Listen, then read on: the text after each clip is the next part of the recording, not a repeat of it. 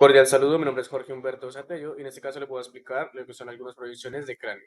En este caso tenemos la proyección anterior-posterior de cráneo. En este caso, pues el paciente se va a ubicar en bipedestación de frente al tubo de rayos X. Esto con los brazos estirados hacia el suelo, en paralelo al cuerpo. En algunos casos hasta se usan unos galones de agua para hacer que los hombros bajen un poco. Pero bueno, en este caso pues también se puede hacer más, simplemente baja los brazos para elevar el cuerpo. Los parámetros técnicos utilizados para esta radiografía de anteroposterior de cráneo son de 70 a 75 de kilovoltaje, de 25 a 32 de miliamperaje y la distancia foco detector es de 100 a 110 centímetros, o más o menos prácticamente podemos decir que de un metro. La incidencia del rayo central es perpendicular a la placa de imagen y centrado al cráneo.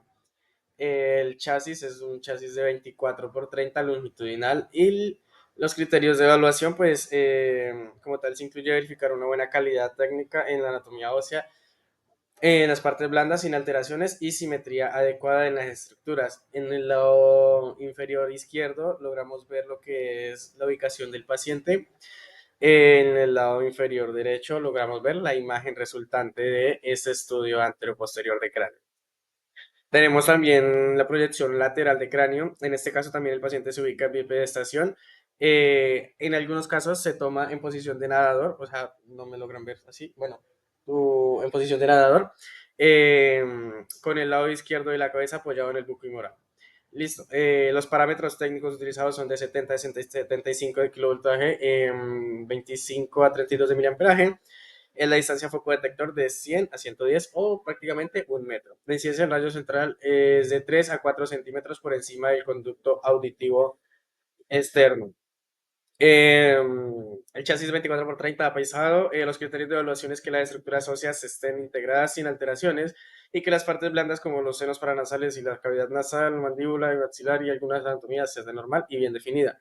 La ubicación del paciente la logramos ver en la parte inferior izquierda y en la imagen resultante en la parte inferior derecha.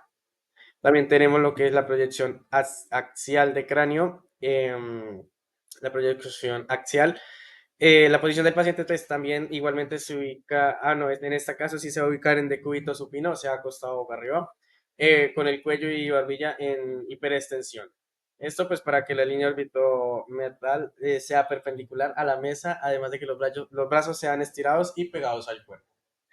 Em, los parámetros técnicos son de 75 a 85 kilovoltaje, de miliamperaje 25 a 40 y distancia foco detector de un metro, prácticamente podríamos decir. El centraje es en la estructura metópica, o sea, entre los huesos frontales. Va a ser el centraje, la incidencia del radio central. El chasis 24 por 30 longitudinal. Tenemos los criterios de evaluación, pues se evalúa la simetría en las órbitas, las líneas innominadas y la correcta ubicación de las crestas petrosas en el tercio inferior de las órbitas. La ubicación del paciente la tenemos en la parte inferior izquierda y la imagen resultante en la parte inferior derecha. Listo como tal, esto sería mi parte, si lo podríamos decir. Muchas gracias. Ya continuamos con mis compañeros.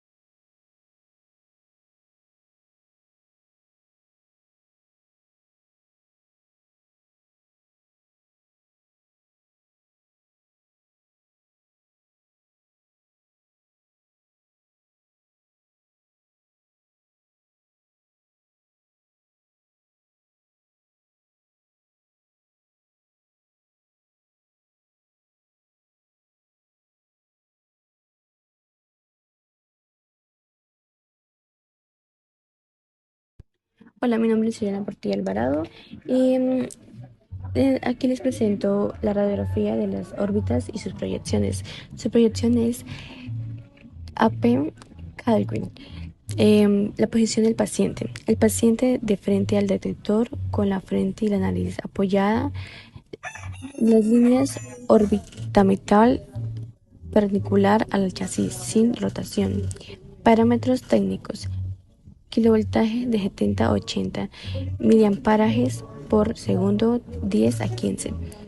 Distancia del foco detector 100 a 110 centímetros. Rayo central dirigido al nación con 15 a 25 grados caudales. El chasis de 24 por 30 centímetros vertical. Criterios de evaluación. La imagen debe mostrar órbitas simétricas sin rotación, con los peñascos en el tercio inferior y rebordes orbitarios bien definidos y nítidos. Proyección Water. La posición del paciente. El paciente apoya el mentón en el chasis con la MML perpendicular y la cabeza sin rotación. A la OML forma un ángulo aproximado de 37 grados. Parámetros técnicos. Kilovoltaje de 75 a 70 miliamperaje por segundo de 10 a 15. Distancia del foco de 100 a 110 centímetros. Rayo central.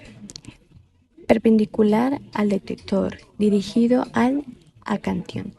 Chasis 18 por 24 centímetros vertical. Criterios de evaluación.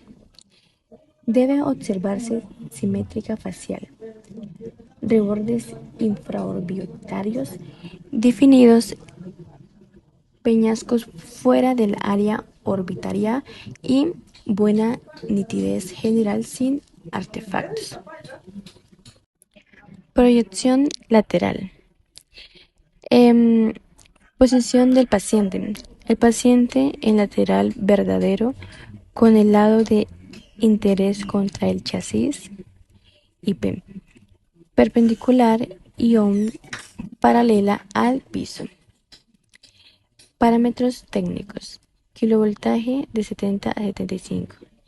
Miliamperaje por segundo de 8 a 12. Rayo central. Perpendicular 2 centímetros detrás del canto externo. Chasis 18 por 24 centímetros horizontal. Criterios de la evaluación. La imagen debe mostrar superposición precisa de ambas órbitas. Cristalino, nítido y contornos óseos bien definidos sin evidencia de movimiento. Gracias. Hola, muy buen día para todos. Me presento. Mi nombre es Alexia Costa, estudiante de Radiología de Imágenes Diagnósticas y bueno, en este video vamos a hablar un poco sobre la radiografía de oídos y sus proyecciones adicionales. Primero pues debemos comenzar teniendo en cuenta que las proyecciones estándares para el oído suelen ser las mismas que se utiliza tal vez para las cavidades paranasales, como son la famosa radiografía de Waters o Caldwell o la lateral del cuello, que directamente permiten visualizar también las estructuras óseas del oído y sus estructuras circundantes, ¿no? Entonces, es cierto que no se mencionan proyecciones específicas para el oído, pero pues los resultados de la radiografía de Waters, por ejemplo, son muy útiles para evaluar las diferentes estructuras que el oído posee.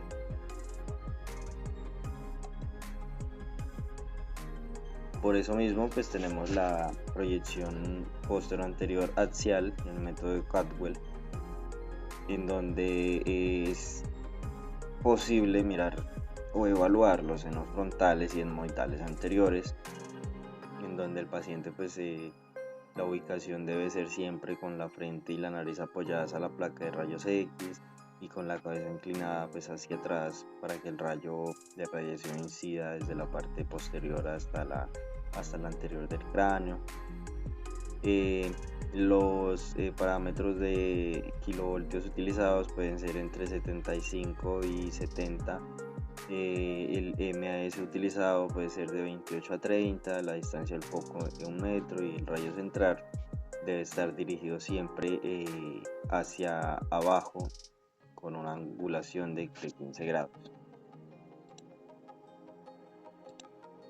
Esta vendría siendo la imagen resultante tanto de la posición del paciente como la radiografía que sería la radiografía resultante.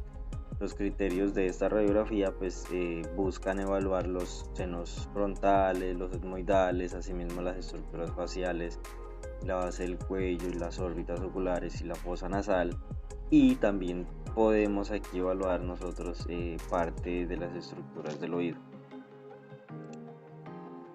La proyección de Waters con la boca cerrada nos permite visualizar mucho lo que son los senos maxilares y la ubicación del paciente pues se ubica siempre en bipedestación o también puede ser sentado y apoyando el mentón y la nariz en la placa de rayos X con la cabeza inclinada hacia atrás. Esto pues para que el plano orbitomeatal forme un ángulo de 37 grados con el BUC. Este es un parámetro que siempre hay que utilizarlo y bueno. El cabello utilizado, como dijimos anteriormente, puede ser de 35 kilovoltios, el MAS de 28 a 30, la distancia del foco del rayo central incide en el acantión, que es el punto medio entre